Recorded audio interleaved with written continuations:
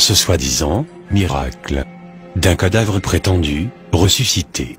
Après 3 jours de décès, une chose est sûre, après avoir visionné cette vidéo, et après avoir exposé les 15 détails incroyables qui trahissent cette supercherie religieuse, vous découvrez la fraude cachée derrière ce faux miracle, monté de toutes pièces, avec des faux acteurs, dont les talents restent à désirer.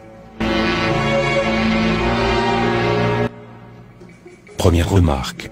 Pourquoi le leader religieux semble faire semblant de ne pas connaître ou reconnaître l'acteur du jour, se jouant les cadavres, en posant même des questions à son sujet.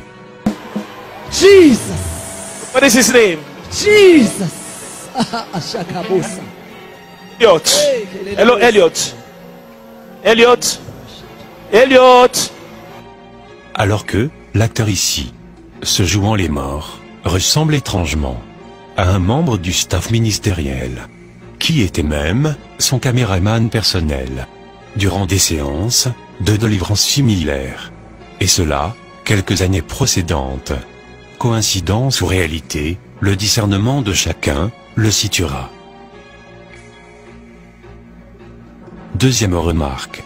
Pourquoi parle-t-on de résurrection, tandis que nous voyons très bien l'acteur jouant le rôle du cadavre, en train de respirer, à grosses gorgées, avec de fortes pulsions de la poitrine, en prenant même le soin de remuer sa langue au passage.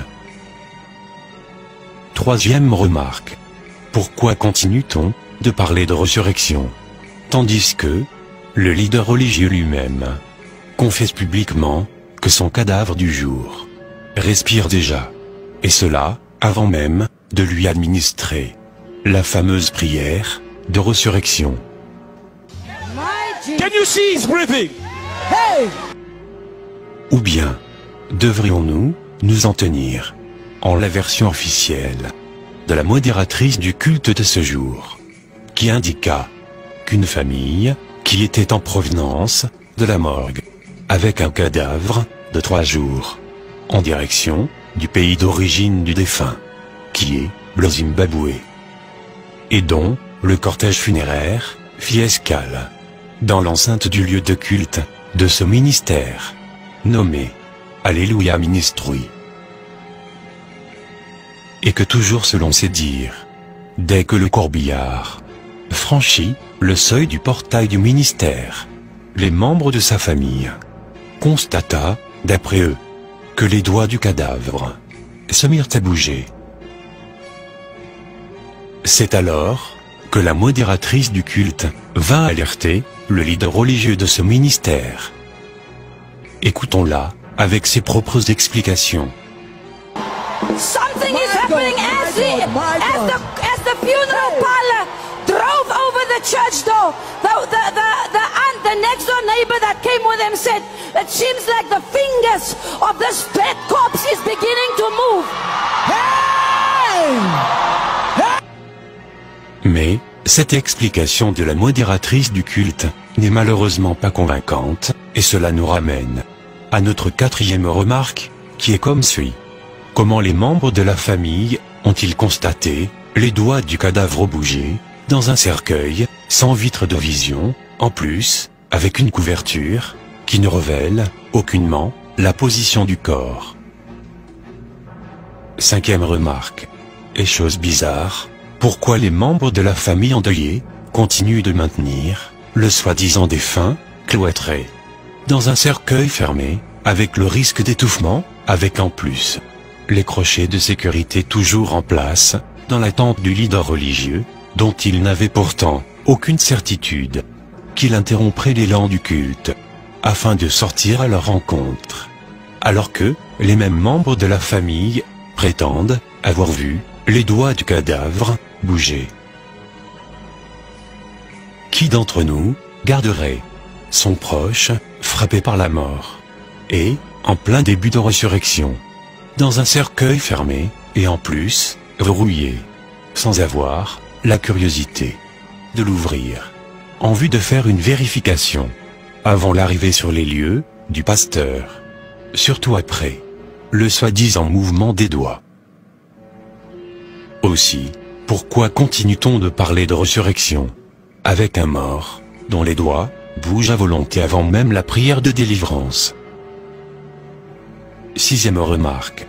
Pourquoi les images issues du filmage de cette caméra-ci, et qui est d'ailleurs la seule à faire un gros plan sur le visage du soi-disant cadavre, avant la sortie du corps du corbillard, ne sont pas inclus dans la production finale de la vidéo de témoignage, alors que nous voyons tous bien que cette vidéo est le fruit d'un montage finalisé.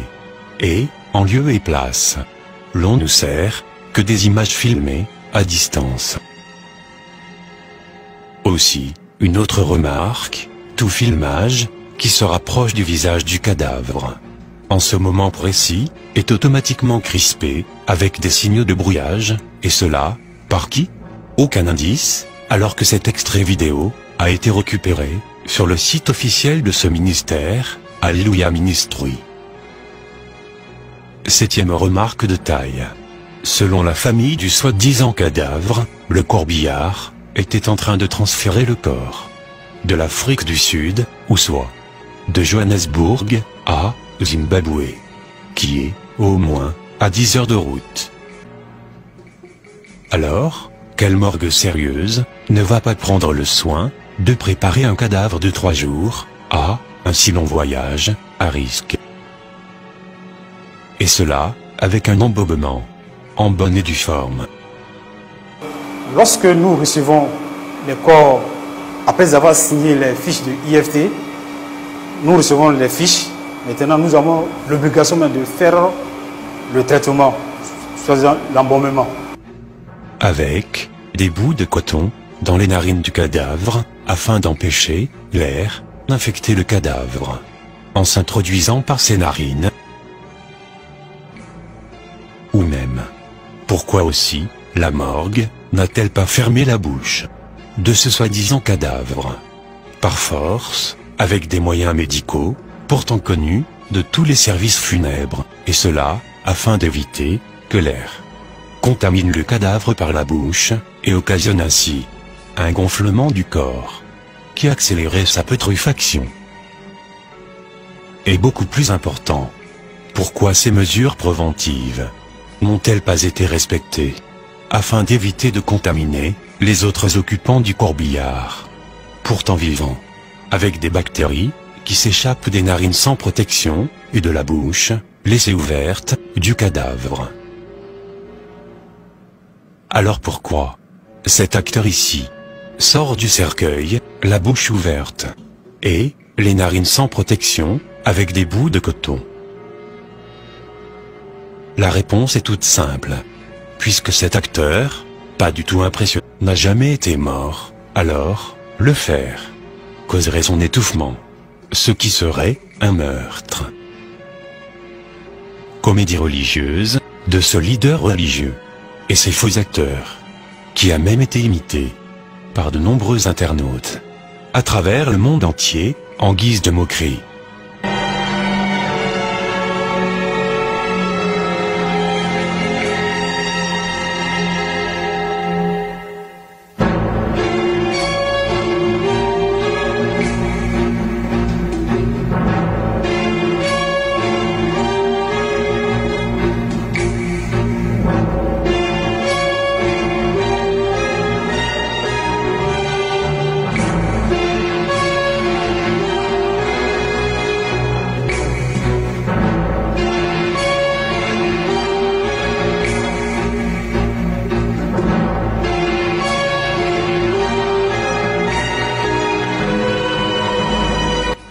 Huitième remarque.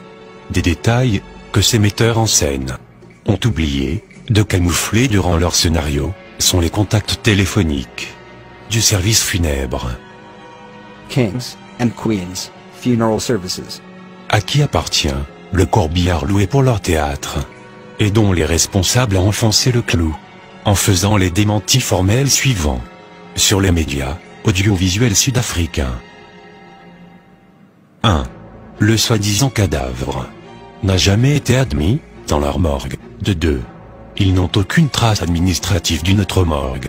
sur l'origine de ce cadavre et des papiers de décès le concernant. De 3. Le corbillard de leur service funèbre a été loué par la famille pour soi-disant transporter leur mort. Écoutons-les, s'il vous plaît. Kings and Queens Funeral Services says it did not have the body in its mortuary. The car was hired, and they're explaining the body died on Friday and the only resurrected on Sunday. It would be fine if we have the family with us, also the pastor to explain how did this happen, where the body from, because as kings and queens we didn't have the body in our mortuary. 9e remarque. Quel service funèbre, digne de ce nom. Mais un mort dans un cercueil, sans des linges de protection, en bas du corps, afin d'éviter que le fluide, issu du corps, en putréfaction, salisse et contamine l'environnement, en coulant, du cadavre. 10e remarque. Comment se fait-il que ce cadavre particulier a été habillé, sans que l'on ne déchire ses vêtements, qui sont demeurés intacts, alors qu'en principe, un cadavre de 3 jours, venant de la morgue, sans oublier l'administration du formol, n'est pas souple et facile à habiller, sans au préalable déchirer ses vêtements. Plus étonnant encore est que, même étant dans le cercueil, tous les boutons de sa chemise ne sont pas mis comme d'accoutumé, comme si l'on avait prémédité lui faciliter sa respiration. 11e remarque. Quel cadavre de 3 jours pourrait avoir une peau aussi régénérée, plus que même certains vivants, et en plus, une coiffure aussi fraîche, malgré l'arrêt cardiaque et malgré l'arrêt de la circulation du sang. 12e remarque. Regardons bien la position des mains du leader religieux à la hanche du cadavre, en pleine respiration, comme pour aider le ressuscité à se lever du cercueil de façon spectaculaire, comme lors des séances d'exercice musculaire d'abdos. 13e remarque. Quelle personne sensée laisserait un bien-aimé qui vient de ressusciter manger dans ses habits de cadavre, sans même lui retirer au moins ses gants de mort? Les membres de cette assemblée ont pris le soin de mettre le cercueil vide, à l'écart, bien à côté des fauteuils roulants, bizarrement presque tous similaires, récoltés en cette seule journée de culte, et devant lesquels le leader religieux se positionne fièrement, afin de montrer sa recette de la journée. Mais, les mêmes membres de cette assemblée n'ont pas eu l'esprit de débarrasser le ressuscité de ses déguisements funèbres, jusqu'aux gants funèbres, alors que ce dernier est pourtant en train de manger, afin d'éviter des risques d'infection bactérienne. Même dans le cas de la résurrection de notre bien-aimé, Lazare, comme décrit en Jean, chapitre 11, verset 44, notre Seigneur Jésus-Christ a demandé que l'on délie Lazare, fraîchement ressuscité, de ses habits funèbres, avant toute chose. 14e remarque. Quel membre de famille qui, après avoir perdu un être cher, durant 3 jours de séparation, et qui, après sa résurrection, montre si peu d'émotion? Examinons ensemble les larmes presque inexistantes du propriétaire de maison du ressuscité. À présent, examinons l'attitude étrange de celui qui est supposé être le frère du ressuscité.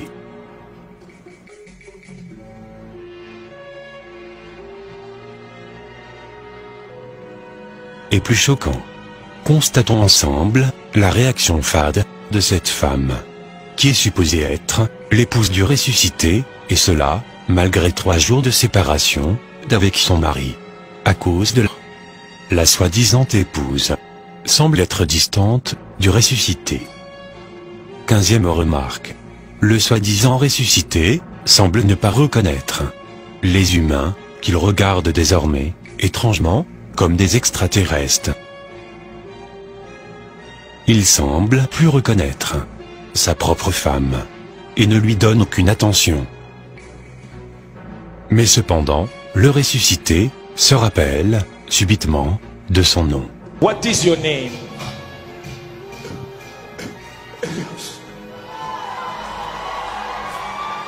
You didn't hear that. What is your name? Et encore plus fascinant, le ressuscité n'a pas perdu sa mémoire. Sur les plats appétissants de cette terre des hommes, humains, qu'il semble pourtant ne plus reconnaître.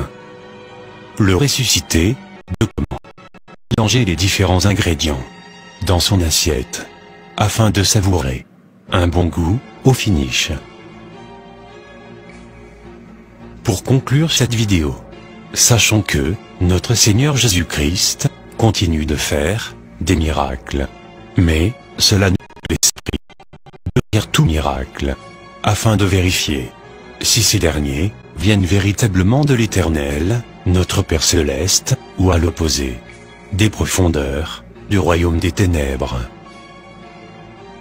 Car selon 1 Jean, chapitre 4, verset 1, solennel, en ces termes, et je cite, « Bien-aimés, n'ajoutez pas foi à tout esprit, mais éprouvez les esprits, pour savoir s'ils sont de Dieu. Car plusieurs faux prophètes sont venus dans le monde. » Mes frères et sœurs, c'est terrible. Donc, voilà quelques détails que nous voulions montrer. Les vidéos qu'on va vous montrer dans quelques instants sont disponibles. Vous pouvez aller les suivre plus tard sur notre chaîne Jésus-Christ TV. Voilà comment les voisins de quartier du mort sont scandalisés. Ils disent, mais non, on ne connaît pas cela. Et il y a aussi une autre vidéo, justement. Voilà, une autre vidéo, c'est maintenant autour du patron, des collègues de travail.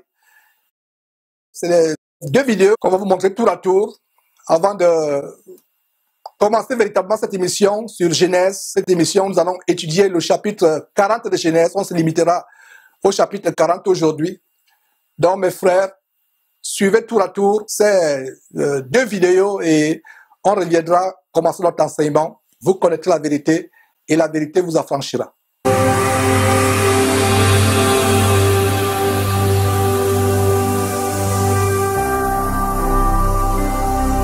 Jésus-Christ TV, vous connaîtrez la vérité et la vérité